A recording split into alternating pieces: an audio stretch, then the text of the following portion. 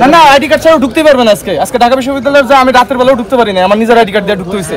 Exactly হ্যাঁ। আরে ভাই আপনি না না আরে আপনি কাজ করে না পরে আপনি আরেকটা কথা বলেন যে আপনি সুবিধা হলে থাকছেন, এটা আপনি দাবি করছেন।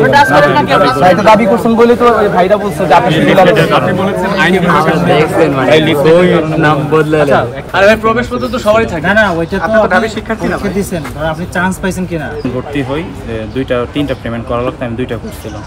পরে আমি যেহেতু ছাত্রলীগ আমার তখন ঢুকতে দেয়নি, 3 নম্বর পেমেন্টটা আমার করা হয়নি।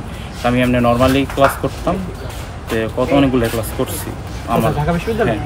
কারণ আমার রোল আসতো না, পরে বলতো যে রেজিস্টার অফিসে কথা বলো, বারবার বলতাম যে রোল আসে না কেন, বলে রেজিস্টার অফিসে কথা বলো। পরে প্রায় অনেক দিন হয়ে যাওয়ার পর আমি যোগাযোগ করি, পরে আমার নামই নেই।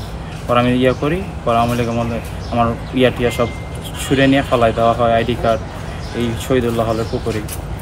তখনও মানে রোল যদি আপনার নাই থাকে আইডি কার্ড কিভাবে? আমিও জানি না, আমার একটা ফিতা দেওয়া হয়েছে আর একটা দেওয়া হয়।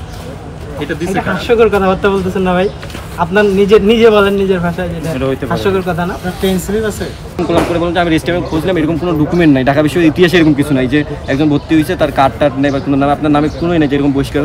তারপর আমার খোঁজটা জিজ্ঞাসা করলাম, তারপর ওনাকে ডাকলাম, মানে ভালোভাবে ডাকলাম যে ভাই আসেন আমরা বসে কথা বলি। ওনাকে যে নিয়ে আসলাম, নিয়ে আসে আমি ডিরেক্ট থ্রু করছি যে কাছাকাছি ডিরেক্ট থ্রু করছি যে আসলে আপনি কি ঢাকা বিশ্ববিদ্যালয়ের স্টুডেন্ট? আমি তো এই কোনো ডকুমেন্টে পাইলাম, তারপরে আপনি ঢাকা বিশ্ববিদ্যালয়ের স্টুডেন্ট না বলতেন। উনি আমাকে এখানে বলে যে উনি ঢাকা বিশ্ববিদ্যালয়ের স্টুডেন্ট না। আমার আর ওই যে এরা হলো ওর রুমের কাছাকাছি থাকে। হ্যাঁ ওরে দেখছিস আরফ, ওরে দেখছিস কোন রুমে থাকছেন আপনি? কোন রুমে থাকছেন? আমি বলছি একবার থাকছি, আমি বলছি কাজ করছি। আপনি কাজ করলে আমরা দেখে ফেলবো আপনারে। আরে ও বলে হলে ঢুকে কাজ করছে। ভাই আমার কালকে আচ্ছা একটা সেকেন্ড, আপনি আবার ভালো করে কথা বলেন। কাজ করছেন মানে কি আপনি রুমের মধ্যে ঢুকে 2-3 ঘন্টা স্টে করছেন, এই তো?